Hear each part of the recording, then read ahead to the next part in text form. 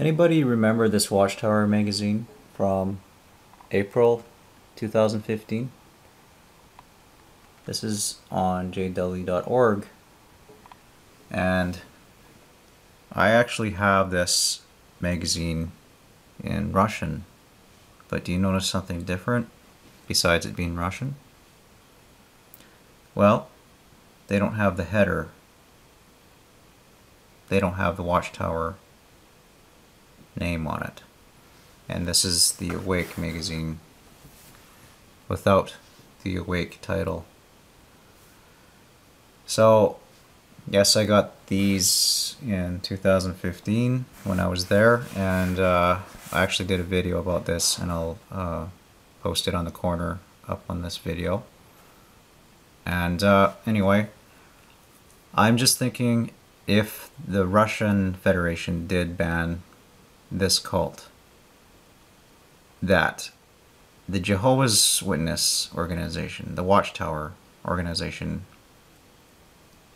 is very, very organized. And they're so organized that they have written material 1 year in advance before it is actually released into the form of literature, before it's published. The Jehovah's Witnesses, the Watchtower Society, is ready for a ban. They're prepared. They're prepared to have their literature, their information, at the disposal of Jehovah's Witnesses. They already have arrangements, whether it's through mail or online. There are ways to have mirror websites like jw.org. Of course, it's banned in Russia, but you can mirror websites and have different links for people to push the button on their mouse and go to that link to view the website. There are ways to fund the Watchtower Society electronically, online. There are third parties that they could be using for this. And that's the same way with mailing. They could use a third party to mail their literature. But of course, they're going to have to make changes. In this Watchtower magazine, it has the Watchtower Bible and Tract Society of Pennsylvania Corporation, and they're made in Germany. So they're going to have to mask where these are coming from, the corporations, and if they do have the newer material mailed in, they'll simply have to do it through a third party without the corporation name, without the title of the Watchtower, without pictures like this with the New World Translation. They're probably going to end up being just blank, imageless papers with the printing on it. And even with their New World Translation, if they need to be sent New World Translations, they're going to have them without titles, without the corporation name, and they might have to make certain adjustments,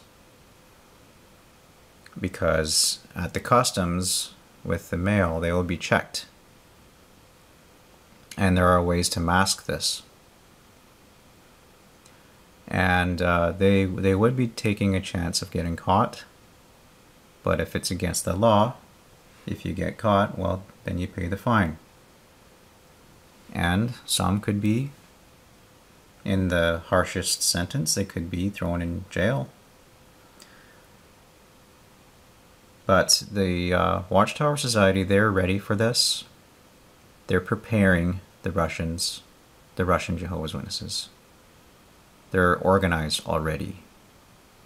They have backup plans upon backup plans. They could live stream their meetings to individuals. They could have their own passwords, their own websites to go to. The huge setback for Jehovah's Witnesses is that they wouldn't be able to go out and preach from door to door or stand in the street and preach with their cart. But there are still various ways they can make changes and still be following the Watchtower Society. Unfortunately,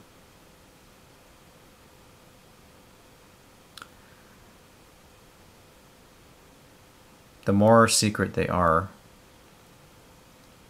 the less of a chance that they will be caught. And I think that they would be very good at doing this. Banning may not stop many of the Jehovah's Witnesses in Russia. But the one thing that will be very successful with a ban in Russia will be that others will not be converted. It would be very highly unlikely that anybody would want to join this cult. Many in Russia are aware that the Jehovah's Witness cult is a fanatical cult, a dangerous cult. So if this ban can save someone's life, if it can protect a child, then so be it. And I think that's why many of us are for this ban, is to prevent a dangerous future for somebody, to prevent deaths and harm inflicted.